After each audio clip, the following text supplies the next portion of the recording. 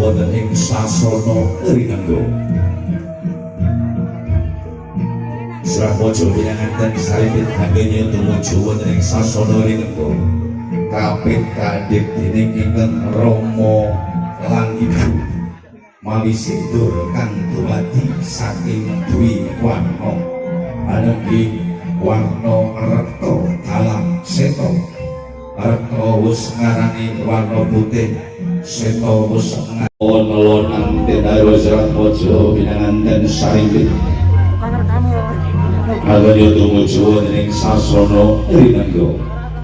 ingkang kapit kandhit dening ingkang Rama lan Ibu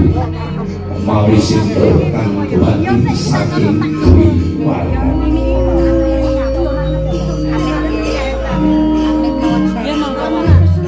lulus raharja sabodo tukakukan kang tinuju Suramojo pinanganten saripit sabodo tukakukan kang tinuju Joko laksitaning adicara janaipun ingkang samangke badhe dipun praketisaken kaliyan Ibu juru jumbo niki upacara bobot timpak alamat tolong citaning griya kekalih lagi piye to pane apa dhewe sastra apa wis padha timbangane griya Ibu miturut pakrasan wis padha abote dene wargine jejare kasepuh boten kenging banjiti bansilakan senatanto kulawa anamung putra mantu anaming karungga kadya putra priyangga paripurna upacara bobot tingkah pamengku karya ananging Bapak Kristianto diangkani upacara tanem sampun dipun salirani Bapak Kristianto kawis dengan Suramojo pinanganten saripit sampun lenggah wonten ing dampar rinengga giyahan ratu laksitaning adicara candhaipun ananging upacara kacar bujara kacang kawang budi kawang mung liya dadiya sana kacar bujara ingkang dumados saking wasjeni sarta arta receh giyahan tak ampil Suramojo pinanganten jari ingkang dipun tadahi mawi tilam lampus kaliyan ketimbanganira paralambang palebra sejati sawana Suramojo pinanganten saripit lelomban wonten madyaning bebrayan agung jejering bulu lagi ketah dunya kaya pring ketimbanganira sematan ugi ketimbanganira ketah saged setiti nastiti kebak rasa pangati-ati para dene besuri bisa sugi sawah sugi pari sugi kebu sugi sapi sugi putra pinter sekolah lan ngaji kacar muncul jokaraken dening ingkang Rama lan Ibu lawakaken tolong cetaking griya kekalih lagi menika Ibu asring lumaya saking ketimbangan kula iya ngertak tampa naksipan oleh gedong peteng ya winastan pekaringan iki mengko kanggo pawitan anggone arep lelayanan ing samudraning bebrayan agung senadyan sithik ing kalepet ya kirya putraku istana dawa Rama lan Ibu sesembahan kula paripurna upacara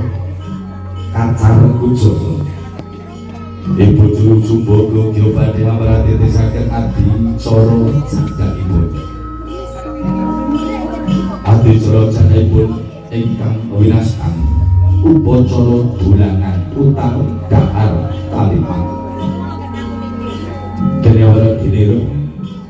sawurnya samangke Surapaja binangan saripit Dobel wonten samudraning bebrayan agung wonten raos pahit diteripun adi kalasaken sesarengan wonten tuh tinutup antawasipun setunggalipun Gya badhe urip mandiri lompat wonten madyaning bebrayan agung.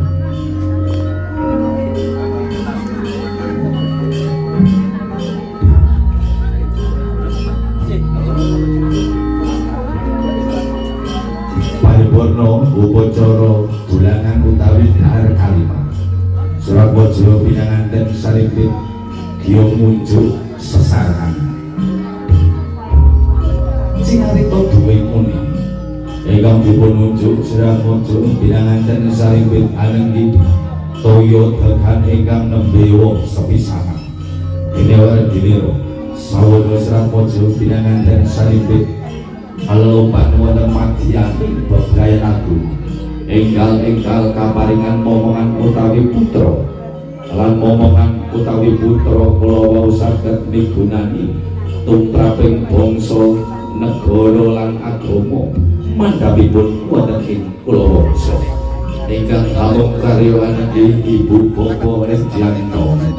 sampun samekta ing karya sawega diri Gya badhe mapak pisan anenggi Ibu Bapa Sofya.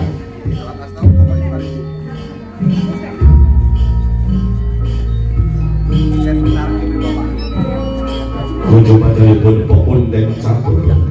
anenggi Ibu Bapa Resdiyanto Ibu Bapa Sofya Gya tumuju wonten ing sasana rinengga.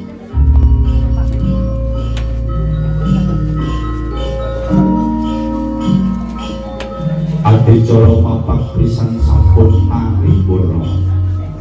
ingkang dipun salirani Ibu Bapa Resdiyanto Ibu Juru Sumbaga sampun sampun ing diri Gya badhe amratitisaken adicara candhaipun ingkang winastan upacara sungkeman ngarepek tindak ira wawasan suku Jaja teken canggut wadananira tumungkul pindha poncong-ponconging Antara Kapan Guwowo anampi atono Surapaja pinanganten saripit satepah tumentes sikasmo pindha Mutiara Rinunci lambang kauluk ciptaning griya kedaling lagi Romo dalam sesembahanku nyuwun tunggu pamujiamu Romo dalam iyo hendak pengistonu gak sunti marang Gusti kang muga kawasa muga-muga anggonmu arep layaran ring samudraning bebrayan aku tansah linengku ing suka lan Basuki Yogeryo putraku mukuling punggir lamun to sira wis ngancik ana ing alaming bebrayan aku sing sepisan siramu kudu bisa manembak lan manyembah manembah marang Gusti kang murbek tumati Gusti Allah Subhanahu wa Ta'ala manyembah dening Rama lan Ibu Rama sing wis mukir jiwa ragamu Ibumu sing wis ngandhut juning karya lamun to sira bisa manembah lan manyembah mesti uripmu bakal bagya mulya saklami-lamine sapanjuripun sliramu kudu bisa maksudi ajinya hidup sing tegese sliramu kudu bisa ngajeni marang awakmu dhewe lamun to sira bisa ngajeni marang sliramu